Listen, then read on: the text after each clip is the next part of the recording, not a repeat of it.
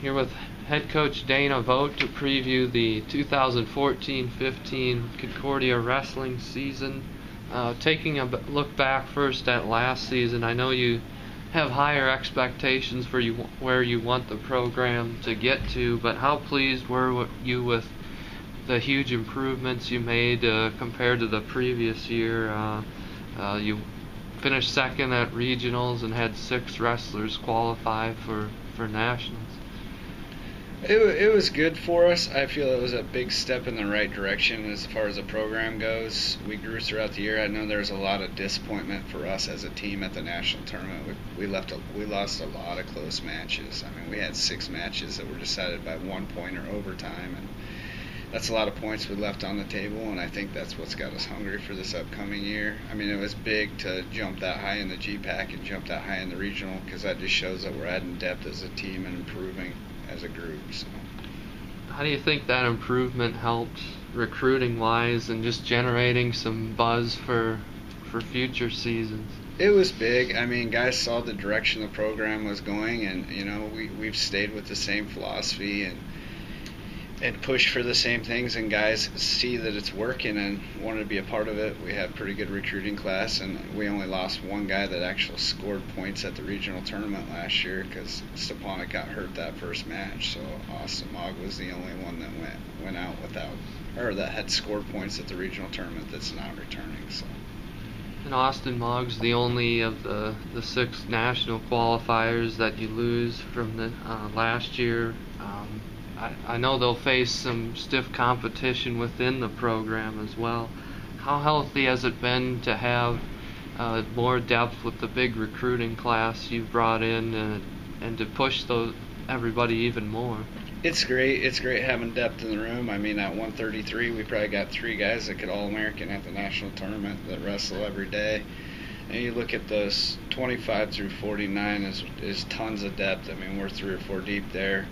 And guys are battling every day, and even 57 on up, we have some depth now. I mean, it's not as deep as the lighter weights, but we have depth where guys are competing with each other every day. So, now looking back at last year with Emilio Rivera, who was the GPAC Wrestler of the Year and made it to nationals, won 133-pound North title. How was he able to be that successful right away in his first experience at the NAI level? He's a competitor. He's got experience wrestling at California JUCOs, and he knows how to compete. And he just kept that solid, positive attitude. And he works hard in the practice room, and he knows how to go out there and compete. Now, the other guy who really made a big impact as a freshman was Austin Fellhofer, who racked up 20 pins last year. I know he was a very good wrestler in high school too, but how surprised were you that he was able to be that good so fast? Austin, I knew he was good coming in. I just didn't know how good he would be, how fast, and he stepped in there right away and took off. He's a competitor. I'd say him and Emilio are a lot alike in the fact that when they get out there, they know how to compete.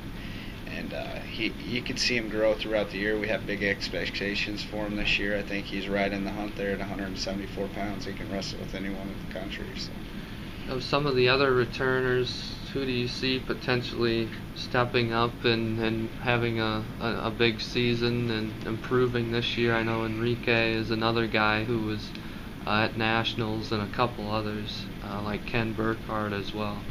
Yeah, we have lots of tough returners. I mean, Ken Burkhardt had a great off season. He's put some size on. He really filled into that 197-pound slot, and his technique's improved, and he's been working hard.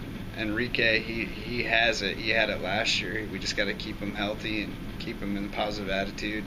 He's right there with anybody in the country. Foster Bunce looks real good. He's put some muscle on, and he's real slim, looking solid at 141. So now you bring in several more junior college transfers.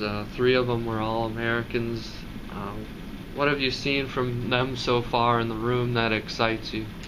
Those guys are tough. They came in with a little experience, and you can see it. They're scrapping in the practice room. The step up as leaders. Junior Lule has been a great leader in the room as far as just leading by example and taking charge and running some drills and warm-ups and stuff like that. Andrew Schulte looks real solid at 41. I mean, he's a competitor. He goes hard every day. I mean, whoever picks him as a partner knows they're going to have a tough day of practice. And Franklin, I mean, that kid's as athletic as anybody in the country. So. You said after last year's national championships that you wanted to take this program into the top 10 of the country. How does this team's potential kind of match where you want to be? I think we're definitely right there. We got a lot of work to do. I mean, we got to tie up our boots and come ready to work every day, but we're there. We're moving in the direction we need to. I mean, obviously, there's a lot of work to be done between now and March, but I feel we're moving in the direction that we need to move to make that happen. You mentioned some of the close losses at the national championships last year and some of the guys who might be able to get back there and make some noise, but who specifically are some guys that you think can help you maybe rise into the top 10 as a team and do something at the national championship? I mean, honestly, when we get to March, right now we don't have a solidified top 12 guys, but I feel when it comes time for that regional tournament, the 12 guys we put out there, any of them have the capability of qualifying for the national tournament. I mean, I feel like our depth in our room, we're 12 to 15 deep of some guys that can compete at the varsity level. We don't know who those 12 are yet, but there's definitely guys, those 5 returning guys and those 3 transfers are all right there in the hunt. I mean, they all have the ability to be All-Americans. It's just a lot of work to do. And we got some returning freshmen last year that had good seasons. With Saran's tough. I mean, Foster Bunce has had a good off season. Dimitri Smith is right in there with some All-Americans, wrestling some one-point matches with them last year. I mean, there's a lot of guys that we just need to step up. We can make it happen. On the preseason rankings, you're number 1 in the North and 15th nationally. These are expectations you didn't have the first couple years. So how do you handle that, and how do you approach that with your guys? I think we just approach it the same every day as we did before, is come in ready to work, make gains. We want to get a little bit better every day and live that lifestyle. I tell these guys this isn't just a sport, it's a lifestyle. You got to live the right way, you got to go to class, you got to eat right, you got to practice right, you got to sleep right, and we just continue to do those same things and it'll play out. Believe in the process more than the results. So. When you're looking at the GPAC dual race, Morningside's had a pretty firm grip on that the past few years. Obviously, you'll be one of the favorites. Kind of, how do you see that playing out this year? Midland and Morningside are always tough, and Coach Dahl at Northwestern's done a great job of improving there. I mean, the GPAC's always competitive from top to bottom, but I think definitely that first semester, the big duel we're looking at is the Midland duel, and then second semester Morningside, obviously. So. Outside of the conference dual schedule, you have a lot of tournaments, several to begin the season. Some of the highlights are the Cyclone Open that you start the season at, and the Desert Duels again that you're at. What do you like about the competition that you'll face as you prepare for the most important parts of the season towards the end?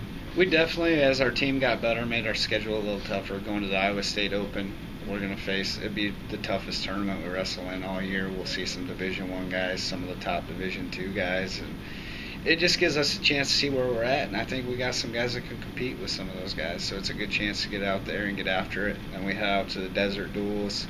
Gives us a chance to see a lot of those good teams out west, some of them that are down south that are in NAI. That gives us a chance to maybe see them before the national tournament to get an idea where we're at with them. So that's a good one. And then this year we're actually heading to the Mo Valley Invite, which is going to be a 32-team tournament that has probably 28 of the top NAI schools there. So that'll be a real tough tournament too. So.